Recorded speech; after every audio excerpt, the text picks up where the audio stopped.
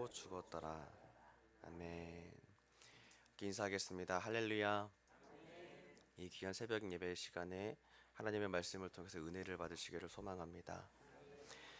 이 창세기를 읽으면서 우리가 요즘에 창세기를 읽고 있는데요. 이 창세기를 읽으면서 드는 생각이 있습니다. 하나님께서 이 세상을 지으실 때에 어떤 마음과 어떤 심정으로 어떻게 지으셨나라는 것을 살펴보게 되면서 여러 가지 생각을 좀 하게 되는데, 하나님께서 이 6날 동안 세상을 창조하시고 피조물을 창조하시고 일곱째 날에 안식하셨죠. 특별히 하나님께서 창조하시던 모습을 보여주던 이 창세기 1장, 이 1장에서 눈에 띄는 표현이 있습니다. 눈에 띄는 표현은 하나님이 보시기에 좋았더라 입니다. 창세기 1장에 눈에 띄는 표현이 하나님이 보시기에 좋았더라. 이 하나님 보시기에 좋았다라고 하신 것들은 하나님이 지으신 것들을 보시고 보기에 좋다라고 말씀하셨는데요. 그걸 보면은 하나님의 이 심정이 느껴집니다. 하나님께서 성실하게 이 세상을 창조하시고, 그리고 어떤 심정이셨나 했을 때 하나님께서 설렘을 가지고 계셨구나, 이것들을 창조하시고 보기에 좋다라고 말씀하셨구나 생각하게 됩니다. 우리가 믿고 있는 하나님의 여러 부분 중에 하나는 성실하심입니다. 하나님께서는 성실하십니다. 무언가 뜻하신 바를 이루시기 위해서는 아주 성실하게 이루시는 분이십니다. 이 창세기에서 세상을 창조하실 때 하나님이 그러셨습니다. 일곱째 날까지 안식하시기까지는 하나님께서 아주 성실하게 이 세상을 창조하시고 피조물을 창조하신 모습이 성실하게 일하셨습니다. 바로 이게 우리가 믿고 있는 하나님의 모습입니다. 뜻하신 것을 위해서는 하나님께서 열심히 일하시고, 그 뜻을 이루기 위하여서 열심히 일하시고 이루신 후에는 심히 기뻐하시는 분, 어떻게 보면 우리처럼 똑같이 느끼시고 기쁨과 슬픔을 느끼시는 분이시구나 라는 것을 생각하게 됩니다. 그래서 이 창세기를 읽으면 하나님께서 처음 모든 것을 시작하실 때에 얼마나 기쁘셨을까라는 생각을 좀 해보게 됩니다. 하나님께서 지으신 것들을 보시고 이 설렘을 가지고서 피조물들과 세상을 보시고는 얼마나 이 기대감이 가득 차셨을까라는 생각을 하게 되는데요. 바로 창세기 2장에 넘어서서 그 이후로는 하나님께서 지으신 인간이 타락했다는 사실을 우리는 알고 있습니다. 그렇기 때문에 하나님께서 처음 창조하셨을 때의 이 설렌 장면, 그리고 그 이후에 우리는 알고 있듯이 마냥 기뻐할 수만은 없습니다. 왜냐하면 우리는 모두 죄인이기 때문입니다.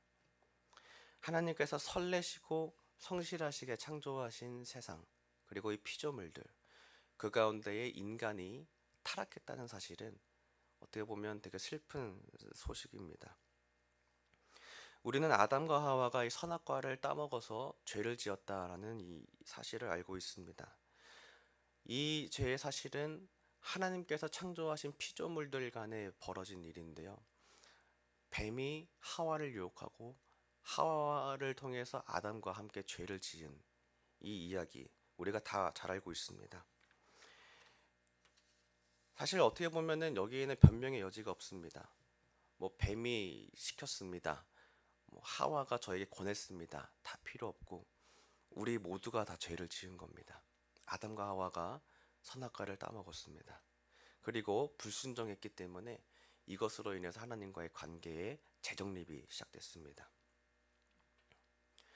그리고 우리가 이제 어제 설교를 들은 것처럼 이 아담과 하와를 통해서 이후에 우리들에게는 이 죄가 유전되게 되었습니다. 그러므로 이제 우리는 죄인으로 태어나서 죄의 값에 따라 사망해야 하는 존재들입니다. 하지만 우리는 알고 있습니다. 오늘 우리가 죽음이라는 절망으로 사는 것이 아니라 소망으로 살고 있죠. 특별히 제가 저희 교회에 왔을 때 되게 놀란 부분 중에 하나는 신앙적인 교육이 정말 훌륭하게 잘 되어 있구나라는 생각을 했습니다. 왜냐하면 부활 신앙을 우리가 고백한다는 것은 이거 엄청난 힘이거든요. 우리가 살고 있는 힘은, 이유는, 근거는 죽음으로 어쩔 수밖에 갈 수밖에 없는 이 불안과 절망 속에서 뭐라도 해보자 이런 게 아니라 나를 살리기 위해서 하나님께서 예수님을 보내시고 부활로 초대하셨다는 이 말도 안 되는 선물로 주어진 은혜의 사실에 소망을 두고 있기 때문에 오늘 우리가 살고 있는 겁니다. 그러므로 오늘 창세기의 이 5장의 이 이야기를 통해서는 우리가 마냥 내가 죄인인데 죄를 지었구나라는 사실만이 아니라 그것을 넘어서서 하나님께서 어떤 일들을 이루어가고 계시는가, 이런 마음으로 보면은 또 다른 감동이 또 올 거라 생각합니다. 오늘 말씀은 이 복음을 통해서 우리한테 생명을 주신 하나님이 한 가지 중요한 사실을 알려주고 있다는 느낌을 받습니다. 다시 한번, 하나님께서 우리에게 복음을 주셨습니다. 이 복음을 주신 하나님께서 이 말씀을 통해서 무언가 한 가지를 알려주고 계십니다. 그것은 우리가 하나님의 형상대로 지어졌다는 겁니다. 하나님의 형상으로 지음받은 자들이 바로 우리 인간들입니다. 하나님은 세상을 창조하실 때 열심히 하나하나 각 종류대로 만드시고 설렘을 가지고서 보기에 정말 좋구나, 정말 기뻐하셨던 그 하나님이 우리 인간을 만드실 때 우리의 형상대로 만들자라고 하시면서 우리들을 만드셨어요. 자, 그러면 오늘 말씀을 통해서 알려주고 계신 건 우리 안에 하나님의 형상이 있다는 겁니다. 자, 말씀을 통해서 내가 회복해야 되는 하나님의 형상이 있고 우리가 이거를 위해서 기도해야 된다는 것을 하나님께서 오늘 알려주고 계십니다. 하나님이 나의 형상을 회복시켜 주시기를 우리가 기도하고 간구하면서 내 안에 여호와의 거룩하신 형상이 회복되어지기를 주님의 이름으로 소망하고 축복합니다. 이제 형상이라는 말을 좀 찾아봤습니다. 형상하면 좀 어렴풋이 어떤 뜻인지는 알고 있는데 어쨌든 우리말로 번역된 형상, 한자 두 글자로 찾아봤는데요. 모양형, 그리고 코끼리 상 또는 본뜨다 상이라고 합니다. 그러니까 내가 하나님의 형상을 닮았다라고 하는 것은 하나님의 모양을 내가 본따 닮았다라는 뜻인 거거든요. 자, 근데 여기서 이제 우리가 하나님의 형상을 닮았다라고 얘기하는 것은 어떤 외형적인 것을 이야기하지는 않습니다. 왜냐하면 하나님께서 출애굽한 백성들에게 나에는 형상이 없으니까 내 형상이라고 해서 어떤 형상을 만들지 말아라, 우상이다라고 얘기하셨거든요. 그렇기 때문에 외형적으로 닮았다는 것을 의미하지는 않습니다. 자, 그러면 이 형상이라는 것이 무슨 의미인지 우리가 조금 더 깊게 들어가 봐야겠습니다. 우리는 귀가 있고 또 코가 있고 눈이 있고 입이 있습니다. 각자만의 역할이 있죠. 코는 냄새를 맡고 귀는 듣고 눈은 보고요. 입은 말을 합니다. 그래서 이렇게 생각을 해보면 하나님의 형상대로 지어졌다라고 했던 것이 그럼 어떻게 이해해야 될까? 이런 궁금증이 생깁니다. 하나님께서 선지자들을 통해 하나님을 어떻게 설명하셨는가를 볼 수 있습니다. 여기에 힌트가 담겨 있는데요. 하나님이 우리처럼 제사의 향을 맡으시고 우리의 모든 일들을 보고 계시고 듣고 계시고 말씀을 하신다. 다만 입과 코 이런 부분이 아니라 하나님 안에 그런 부분들이 있다. 하나님이 그렇게 일하신다라고 선지자들이 을 통해서 힌트로 알려주고 있습니다. 이것은 하나님처럼 우리도 거룩한 말을 할 수 있다는 것이고 하나님처럼 거룩한 것들을 볼 수 있다는 것이고 하나님처럼 거룩한 향을 맡을 수 있다는 것이고 하나님처럼 거룩한 음성을 들을 수 있다는 것입니다. 우리가 하나님의 형상을 닮았다는 것은 이러한 기능적인 것들이 하나님처럼 닮아갈 수 있다는 것입니다. 여기서 한 가지 더. 그러면 우리는 기도하면서 우리가 이 세상을 살아갈 때에 세상적인 것들을 더 가까이 듣고 세상적인 것들을 보고 세상적인 말들을 하는 것이 아니라 하나님의 말씀을 내 입에 담아야 하고 하나님이 보고자 하시는 것들을 보아야 하고 하나님이 기뻐 맡으시기를 원하시는 회개의 향기 또 복음과 기쁨의 향기들을 맡기를 즐겨해야 한다는 것입니다. 이렇게 하나님의 오감처럼 우리도 하나님의 거룩하신 들을 우리의 오감으로 체험하시는 여러분들 되시기를 소망합니다. 또한 두 번째입니다. 이 하나님의 형상이라는 뜻, 우리가 하나님의 형상대로 창조되었다라는 것을 살펴보자면 우리가 전인격적으로 하나님을 닮아가야 한다. 우리라는 사람이 인격적으로 모든 부분이 하나님을 닮아가야 한다는 부분입니다. 제가 말씀 몇 구절을 빠르게 읽을 건데요. 레위기 11장 45절에는 이렇게 되어 있습니다. 나는 너희의 하나님이 되려고 너희를 애굽 땅에서 인도하여 낸 여호와라. 내가 거룩하니 너희도 거룩할지어다. 아멘. 레위기 11장에서 하나님 말씀하시기를 내가 거룩하니 너희도 거룩하라라고 하십니다. 다시 한번 하나님이 거룩하시니 나는 거룩한데 너는 거룩할 필요 없어가 아닙니다. 하나님의 형상대로 지음받은 인간들은 회복해야 될 부분 거룩함입니다. 내가 거룩하니 너희도 거룩해라. 이번엔 마태복음 5장 44절에서 45절입니다. 마태복음 5장 44절, 45절. 나는 너희에게 이르노니 너희 원수를 사랑하며 너희를 박해하는 자를 위하여 기도하라. 이같이 한즉 하늘에 계신 너희 아버지의 아들이 되리니. 아멘. 이 마태복음 5장에서는 원수를 사랑하고 중보기도 하는 사람이 하나님의 아들이 된다라고 얘기하고 있습니다. 우리가 하나님의 아들이 될 수 있다는 거예요. 하나님의 아들이 될 수 있다는 것. 우리는 하나님과 다를 것 같지만 하나님께서 친히 아들로 되기를 허락하셨고 우리가 하나님의 형상을 닮아가야 하는 부분이 있다는 것을 알려주고 있습니다. 이번엔 마태복음 5장 48절 말씀에는 이런 내용이 담겨 있습니다. 예수님 하신 말씀인데요. 그러므로 하늘에 계신 너희 아버지의 온전하심과 같이 너희도 온전해라. 아멘. 예수님 말씀하시기를 하나님의 온전하심과 같이 너희도 온전해라 말하고 있습니다. 그렇습니다. 이 말씀은 우리가 하나님처럼 모든 부분이 하나님을 닮아가야 한다는 것을 얘기하고 있습니다. 하나님이 우리와 다른 분이시기 때문에 하나님 거룩하시면 우리는 상관이 없지. 그거 어떻게 가능해? 이런 부분이 아니라 성령님을 구해서 성령님 내 안에 거룩함을 이루어 주십시오. 하나님 내 안에 온전함을 회복해 주십시오. 내 원수를 사랑할 수 있게 사랑을 온전하게 담게 해주십시오. 기도해야 한다는 거예요. 하나님을 닮아가야 되는 전인격적인 나의 책임이 주어진다는 겁니다. 그렇습니다. 우리에겐 이것은 책임입니다. 하나님을 닮아가야 하는 하나님의 형상을 닮아가야 되는 책임이 여기 있는 우리 모두에게 있다는 것입니다. 그래서 우리는 하나님의 형상을 닮아가기를 기도하고 간구하고 소망해야 됩니다. 또 세 번째입니다. 이 하나님의 형상을 닮아서 지어졌다는 뜻은 이런 뜻도 있습니다. 우리가 언젠가 다시 회복될 하나님의 형상의 부분이 있다는 것입니다. 앞선 부분들이겠죠. 우리 안에 하나님의 거룩하심, 온전하심 이런 부분들이 언젠가 회복될 거라는 의미로 볼 수도 있습니다. 이것은 무슨 뜻이냐? 종말론적인 소망을 주는 겁니다. 마지막 날에 예수님 다시 오셨을 때 우리가 하나님께로 다시 갔을 때에 이것들이 온전하게 회복될 것이라는 소망을 준다는 것입니다.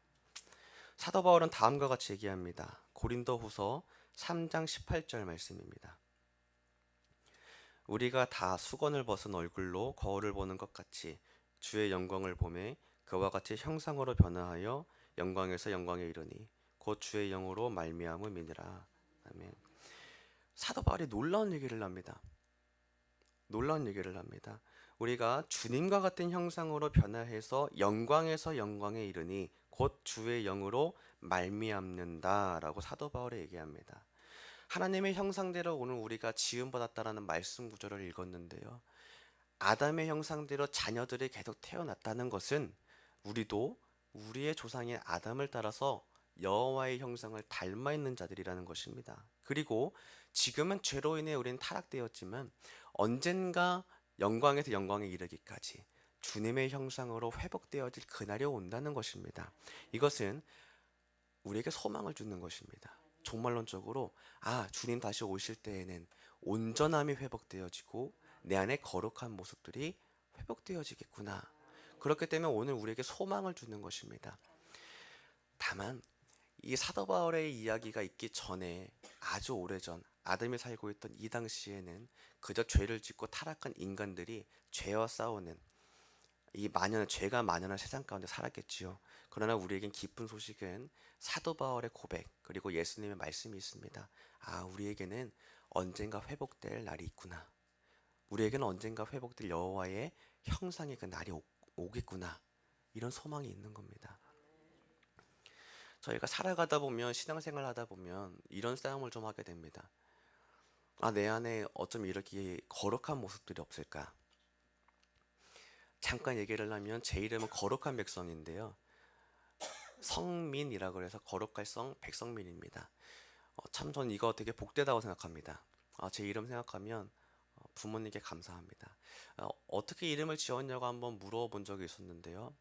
물어봤더니 엄마 아빠가 그러더라고요. 그 선교사님께 물어봐서 이름을 지은 거래요. 선교사님께 제가 아들을 낳았습니다. 이름 뭘로 지을까요? 성민이라고 해라라고 하셨대요. 근데 이 이름이라는 게 참 심상치 않은 게 살아가다 보니까 이상하게 그 거룩함이라는 단어에 대해서 제가 남다른 어떤 마음을 느끼더라고요. 참 이상하다 느끼는 겁니다. 그러면서 제가 이 목회자의 꿈을 정하고 나서 하나님 저도 거룩한 백성이 되고 싶어요 라고 기도를 하면서 신앙생활을 하기 시작하는데 그러면서 느끼는 것 두 가지겠죠. 하나는 나는 진짜 거룩한 백성이구나 라는 것, 또 하나는 나는 거룩한 백성이 아닌데 입니다. 저는 후자였습니다. 전자의 인간이 있을지 모르겠습니다. 나는 완벽합니다 이런 사람은 아마 없겠죠. 저는 거룩한 백성으로 살려고 열심히 기도하고 신앙생활을 했지만 나에게 거룩함이 없다는 것을 알았을 때 얼마나 절망했는지 모릅니다. 그러나 오늘 말씀을 준비하면서 또 하나 발견하게 되는 사실은 내가 여호와의 형상을 닮았다는 이 놀라운 소식 하나와 또 하나는 언젠가 내 안에 하나님의 거룩하심과 온전하신 형상이 회복되어지겠구나. 이런 기쁨이 내 안에 차는 것을 느꼈습니다. 주님, 나는 그런 존재가 아닌데 하나님은 내게 나의 형상을 닮은 존재다라고 얘기해 주시는군요. 나는 거룩하지 않고 온전하지 않은데 하나님께서 내가 너에게 그런 형상을 회복시킬 것이다 라고 약속을 주시는군요. 그런 기쁨 가운데 내가 느꼈습니다. 우리 또한도 여호와의 형상에 회복되어지는 이런 기쁨이 충만하게 있으시기를 주님 이름으로 소망합니다. 세상에는 두 부류의 사람이 있는 듯합니다. 말씀을 정리하면서 세상에 두 부류의 인간이 있다는 것을 생각해 보게 됐습니다. 하나는 하나님의 모습을 닮은 사람, 또 하나는 세상의 모습을 닮은 사람이 있습니다. 다시 얘기하면 어떤 사람들은 하나님을 보이며 사는 사람이 있고 누가 봐도 이 사람을 보면 하나님이 느껴져, 하나님이 보여, 이 사람을 보니까 사랑이 뭔지 알 것 같아 하는 사람이 있고요. 어떤 사람을 보면 세상적인 거를 보여주는 사람이 있습니다. 세상적인 말을 하고 세상적인 것들을 보여주고 세상적인 것들을 듣기를 즐겨하는 사람, 두 부류의 사람이 있습니다. 우리는 어떤 사람들이 되어야 될까요? 마땅히 우리가 지음받은 대로 죄인으로 태어났지만 본래에 회복해야 될 여호와의 형상을 따라 우리는 하나님을 나타내야 되고 하나님을 보여주어야 하는 사람들입니다. 우리가 회복되어야 될 곳, 우리가 가야 할 방향성이 있습니다. 우리가 가야 할 곳은 여호와의 형상입니다. 하나님, 나는 아무리 달려가도 절대 갈 수 없음을 인정합니다. 하지만 예수님께서 약속하셨던 것처럼 성령으로 함께하겠다 하셨으니 성령님, 내 안에 여호와의 형상을 회복시켜 주세요. 거룩함을 회복시켜 주시고 온전하심을 회복시켜 주셔서 여호와께서 보시는 것, 들으시는 것, 맡으시는 것, 말씀하시는 것 모두 다 내 안에 회복시켜 주세요. 오늘 우리가 이렇게 기도했으면 좋겠습니다. 오늘 말씀처럼 우리가 기억해야 됩니다. 하나님께서 잊지 말라고 하신 것은 우리가 여호와의 형상을 따라 지어졌다는 것을 알려주고 계세요. 살다 보면 잊기가 쉽습니다. 내가 왜 이런 자이지? 난 이렇게 부족한 사람인데. 그렇지만 하나님 잊지 말고 기억해라. 너희는 나의 형상을 닮은 자들이야. 아주 사랑스럽게 얘기하고 계세요. 그렇기 때문에 오늘 우리가 하나님의 형상을 닮아가기를 소망하고 이 기도하고 간구함으로 주님께서 내 안에 여호와의 형상을 회복시켜 주시기를 간구하고 소망해야 됩니다. 그렇게 하나님께서 하나님의 형상을 회복시켜 주셔서 기쁨의 간증과 소망의 고백이 우리 가운데 있으시기를 주님의 이름으로 소망합니다. 아멘.